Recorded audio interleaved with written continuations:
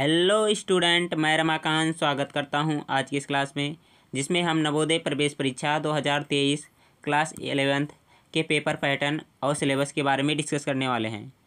आज की इस वीडियो में ये भी डिस्कस करेंगे कि आप अपने एग्ज़ाम की तैयारी कैसे करेंगे। तो वीडियो बहुत ही महत्वपूर्ण है। यदि आप चैनल पर पहली बार आ रहे हैं तो चैनल को सब्सक्राइब कर लीजिए, वीडियो को लाइक कर दीजिए। पिछले कई वर्षों से लगातार नवोदय कक्षा 11 का पेपर नहीं हो रहा था, केवल मेरिट बेस पे सिलेक्शन हो जा रहा था। लेकिन इस बार नवोदय ने नोटिस दिया है कि इस बार जो विद्यार्थी पेपर में क्वालिफाई करेंगे उन्हीं का केवल एडमिशन होगा नवोदय में। तो यदि आप नवोदय में एडमिशन लेना चाहते हैं तो फॉर्म भर सकते हैं। फॉर्म भरना आज से स्टार्ट हो गया है।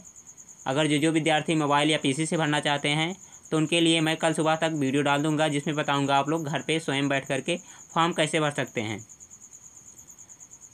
तो चलिए हम लोग समझते हैं कि पेपर पैटर्न क्या है और सिलेबस क्या है। इससे पहले थोड़ी सी और जानकारी दे दें। आप लोग जान चुके होंगे कि फॉर्म भरना स्टार्ट हो गया है। कब तक आप लोग फॉर्म भर सकते हैं? तो आप लोग 31 मई तक फॉर्म भर सकते हैं। इसके बाद में आप फॉर्म नहीं भर सकते हैं। ठीक है, जिन विद्यार्थियों को फॉर्म भरना है 31 मई तक भर दीजिए। इसके बाद में 1 और 2 तारीख, ठीक है, 1 जून और 2 जून तक आप लोग क्या कर सकते हैं, इसका करेक्शन कर सकते हैं। ठीक है, इसके बाद में अगर जो चर्चा कर ली जाए पेपर कब होगा, तो 22, ठीक है, जुलाई को आपको पेपर होगा। दिन कौन सा है? सैटरडे दिन है, तो इस तारीख को आपका पेपर होगा।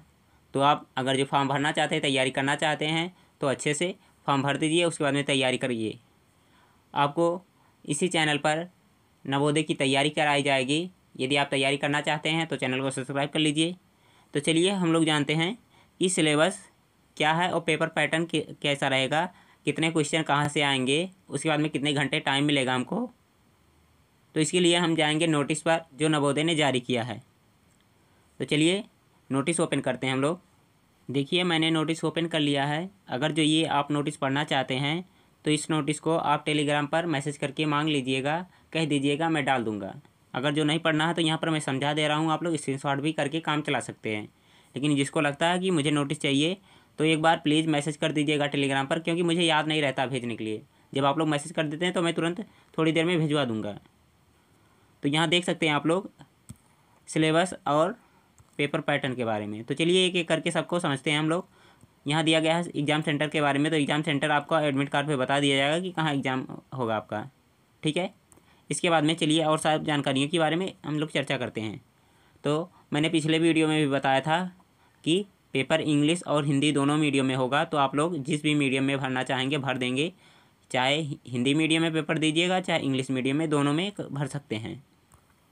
इसके बाद में यहाँ से हम जानते हैं पेपर पैटर्न क्या होने वाला है। ठीक है, मैं इसको थोड़ा सा जूम कर रहा हूँ। इसके बाद में आपको अच्छे से सब कुछ समझा रहा हूँ, आप ध्यान से समझिएगा पेपर पैटर्न क्या है। नवोदय अगर जो क्लास 11th में हैं तो इसका पेपर पैटर्न क्या है चलिए जानते हैं। तो देखिए पेपर कब से स्टार्ट होगा, 11 बजे से स्टार्ट होगा, 1:30 बजे तक पेपर होगा।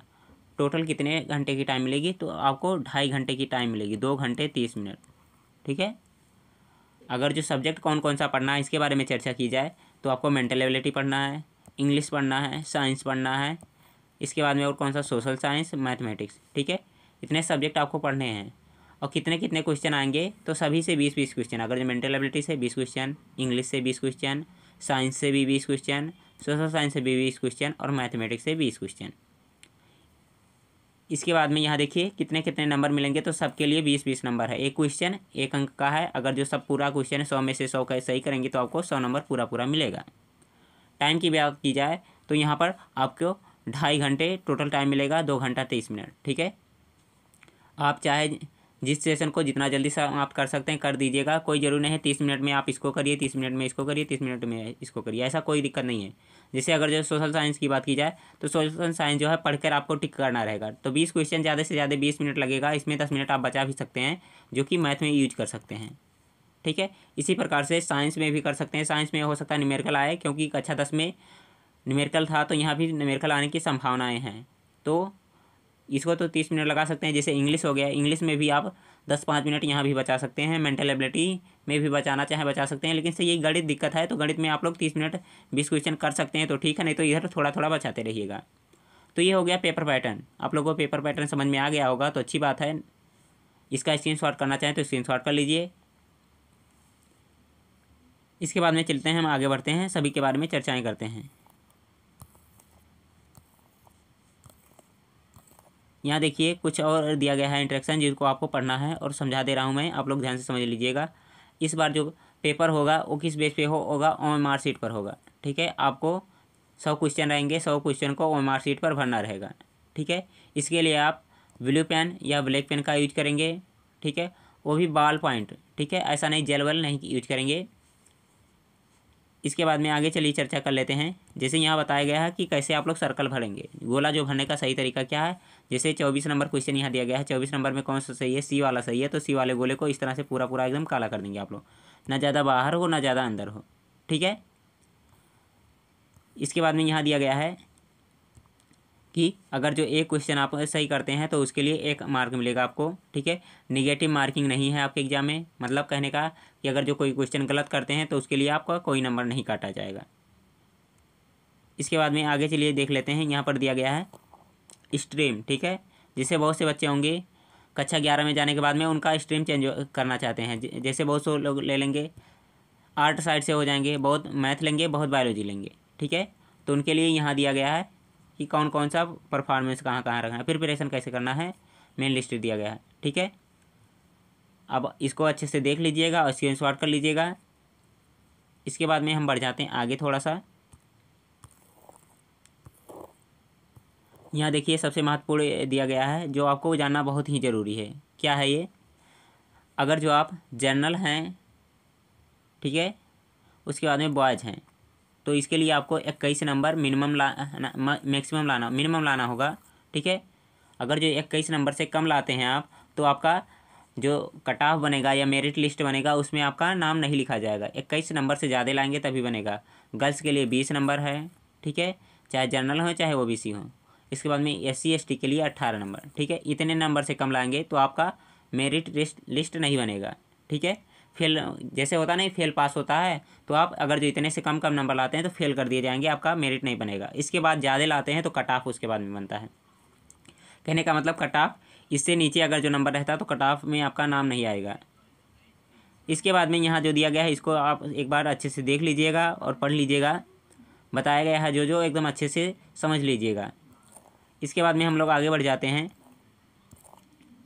यहाँ बताया गया डॉक्यूमेंट वगैरह जो पास होने के बाद लगेगा, तो इसके बारे में यहाँ चर्चा भी हम नहीं करने वाले हैं, केवल सिलेबस के बारे में चर्चा करने वाले हैं।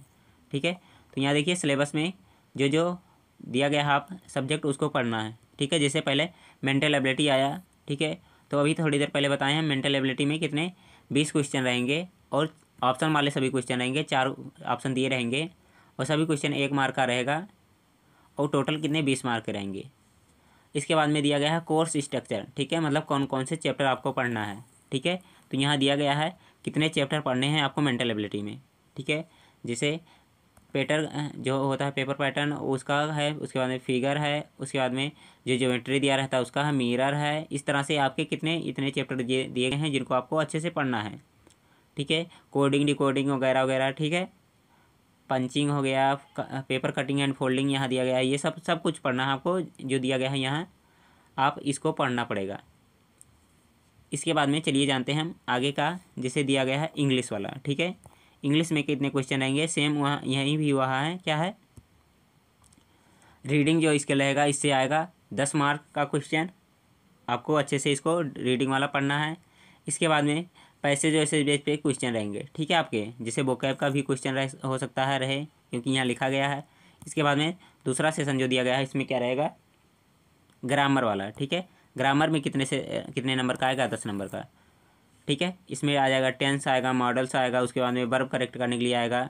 ठीक है, इसके बाद में यहाँ दिया गया है और सब जिसको आपको अच्छे से पढ़ना है, सिंटैक्स हो गया, स्पेलिंग हो गया, ये सब आपको जो वही CHS में जो पढ़े थे आप लोग वही सब सेम है। ठीक है, अगर जो विद्यार्थी CHS का पेपर दिए होंगे उनको मालूम होगा। इसके बाद चलिए मैथ की चर्चा कर लेते हैं। तो मैथ में देखिए 20 क्वेश्चन रहेगा, 4 ऑप्शन वाले क्वेश्चन रहेंगे, 1 नंबर का रहेगा, टोटल 20 मार्क का रहेगा। इसके बाद में कोर्स स्ट्रक्चर नीचे दिया गया है, कौन कौन से चैप्टर पढ़ने हैं। जैसे पहला चैप्टर है, ठीक है, नंबर सिस्टम में क्या है, रियल नंबर के बारे में पढ़ना है, जो आप लोग कक्षा 10 में पढ़ चुके हैं। ठीक है, इन सब के बारे में आपको पढ़ना। इसके बाद में दूसरा जो चैप्टर दिया गया है एलिजेब्रा वाला है। ठीक है, एलिजेब्रा में आपको जो पढ़ना है पॉलिनोमियल हो गया, उसके बाद में इक्वेशन हो गया, वेरिएबल इक्वेशन, ये सब आपको पढ़ना है। ठीक है, इसके बाद में आपको पढ़ना है, नीचे देखेंगे ये सब इक्वेशन जो दिए रहते हैं, आप लोग कक्षा 10 में जो पढ़े हैं वही सब पढ़ना है। जैसे ax² + bx, यहाँ देख सकते हैं, +c, उसके बाद में प्लस में = 0, इस तरह के जो इक्वेशन कक्षा 10 में थे उनको भी पढ़ना है। इसके बाद में यहाँ देखिए अर्थमेटिक प्रोग्रेशन पढ़ना है, समांतर श्रेणी। ठीक है, समांतर श्रेणी भी आपको पढ़ना है। इसके बाद में देख सकते हैं आगे जो पढ़ना क्या है, कोऑर्डिनेट ज्योमेट्री। ठीक है, जो आप लोग पढ़ते थे उसका क्या नाम था, कोऑर्डिनेट ज्योमेट्री। हिंदी में मुझे नाम नहीं याद आ रहा है, अगर जो आपको मालूम है तो कमेंट करके बताइए। ठीक है, कोऑर्डिनेट ज्योमेट्री जैसे होता नहीं है कार्तीय तल वगैरह जिसमें बनाया जाता था, निर्देशांक ज्यामिति। ठीक है, वो सभी यहाँ पर पढ़ना आपको। इसके बाद में ज्योमेट्री में क्या क्या पढ़ना है इधर देख ले सकते हैं। जैसे पढ़ना आपको ट्रायंगल पढ़ना है, ठीक है, त्रिभुज पढ़ना है, और त्रिभुज में कौन कौन से टॉपिक पढ़ना है यहाँ सब नीचे दिया गया है। एक प्रकार से कहें तो कक्षा 10 का पूरा सिलेबस है। ठीक है, इसके बाद में फिर से आ जाएगा सर्कल। ठीक है, सर्कल में जो दिए गए हैं पॉइंट, इन पॉइंटों पे आपको अच्छे से पढ़ना है, उसके बाद में पेपर देना है। इसके बाद में आ जाता है टेग्नोमेट्री। ठीक है, टेग्नोमेट्री से भी क्वेश्चन आपके एग्जाम में आएंगे, इंट्रोडक्शन ऑफ टेग्नोमेट्री। इसके बाद में इनमें कौन कौन सा टॉपिक पढ़ना है आप लोग देख लीजिएगा एक बार। जैसे दिया गया है 0 से 90 के बीच में जो मान होते हैं उन पर क्वेश्चन आएगा। उसके बाद में यहाँ देख सकते हैं आप लोग 0 से 90 के बीच में जो होते हैं, उसके बाद में ये जो दिया गया है आइडेंटिटी, जिसको कहते हैं आप लोग सर्वसमीका, sin² a + cos² a = 1। ठीक है, इस तरह के भी क्वेश्चन आपके एग्जाम में आएंगे इनसे रिलेटेड। ठीक है, इसके बाद में आ जाता है मेंसुरेशन। मेंसुरेशन में आपके 2 चैप्टर थे, 2 के दोनों यहाँ भी पढ़ना है। जैसे एरिया रिलेटेड टू सर्कल है, उसके बाद में क्या है, सरफेस एरिया एंड वॉल्यूम। ठीक है, ये दोनों भी चैप्टर पढ़ना है। जैसे इसको हिंदी में कहते हैं पृष्ठीय क्षेत्रफल। ठीक है, पृष्ठीय क्षेत्रफल पढ़ना है। उसके बाद में जो होता है सर्कल वाला, मतलब वृत्त वाला जो चैप्टर था कक्षा 10 में, उसको भी पढ़ना है आपको। इसके बाद में आ जाता है आपका स्टैटिस्टिक्स एंड प्रोबेबिलिटी। कहने का मतलब क्या, हिंदी में इसको क्या बोलते हैं, अगर जो आपको मालूम है तो बताइए। प्रोबेबिलिटी मतलब प्रायिकता होता है, स्टैटिस्टिक्स मतलब क्या होता है, ये सांख्यिकी। ठीक है, सांख्यिकी वाला जो चैप्टर लास्ट में दिया गया था आपके कक्षा 10 एनसीईआरटी में, उसको भी पढ़ना है आपको। ठीक है, उससे भी क्वेश्चन आएंगे। ठीक है, कितने 7 यूनिट पढ़ने हैं आपको, सभी यूनिट में एक एक 2 चैप्टर दिया गया है, उन सब के बारे में पढ़ना है। यहाँ पर आपको फ्री में तैयारी कराई जाने वाली है, तो आप अच्छे से जुड़ करके यूट्यूब पर तैयारी करिएगा। यूट्यूब की जितनी भी क्लासें रहेंगी आपको अच्छे से मिलेंगी, फ्री में मिलेंगी, आप पढ़िएगा बढ़िया से। इसके बाद में चलिए चर्चा कर लेते हैं हम लोग साइंस के बारे में। ठीक है, साइंस में कितने क्वेश्चन रहेंगे, साइंस में रहेंगे टोटल 20 क्वेश्चन। ठीक है, 1 नंबर का क्वेश्चन, उसके बाद में कितने 20 मार्क का। इसके बाद में चर्चा कर लेते हैं हम लोग स्ट्रक्चर। ठीक है, कोर्स स्ट्रक्चर क्या रहने वाला है। ठीक है, तो जैसे पहला चैप्टर जो आप लोग पढ़े थे केमिकल जो दिया गया था, ठीक है, वहाँ से उसके बारे में पढ़ना है। जैसे केमिकल रिएक्शन वैक्शन है, जिसके बारे में आप लोग इक्वेशन पढ़े थे। उसके बाद में इसी तरह से कितने बहुत सारे आप लोग पढ़े थे ना, उसी प्रकार से क्या एसिड बेस साल्ट। ठीक है, यानी कि अम्ल क्षार लवण पढ़ना है। उसके बाद में रासायनिक समीकरण के बारे में पढ़ना है। ठीक है, इसके बाद में आगे बढ़ जाते हैं। इसके बाद में देख सकते हैं यहाँ पढ़ना है मेटल एंड नॉन मेटल के बारे में पढ़ना है। उसके बाद में कार्बन कंपाउंड के बारे में पढ़ना है। इसके बाद में दिया गया है आपका द वर्ल्ड ऑफ लिविंग। ठीक है, ये चैप्टर पढ़ना है। इसके बाद में लाइफ प्रोसेस के बारे में पढ़ना है, जो कक्षा 10 के विज्ञान में था एनसीईआरटी में।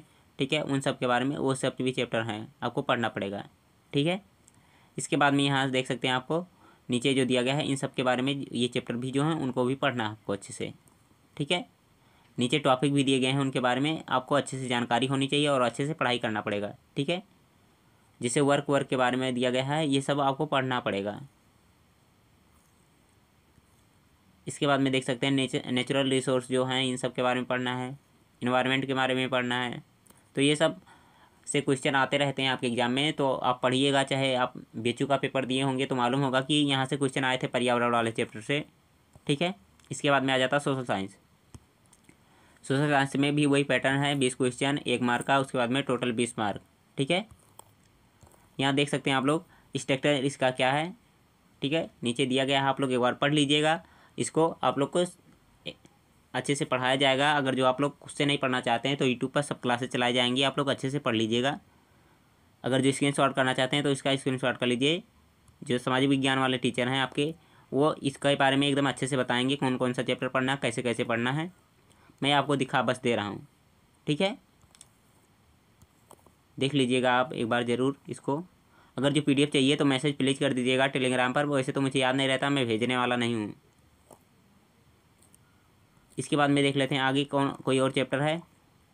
पोलाइटी यहाँ से आ गया, पोलाइटी भी आपको पढ़ना है, तो ये तो रहेगा ही। अगर जो सोशल साइंस है, सामाजिक विज्ञान है, तो वह पोलाइटी भी रहेगा।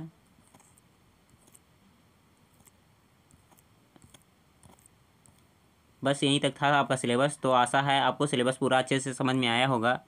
अगर जो समझ में आया है तो वीडियो को लाइक करिए और अपने दोस्तों के पास भी शेयर करिए, ताकि वो भी सिलेबस अच्छे से समझ लें और जान लें।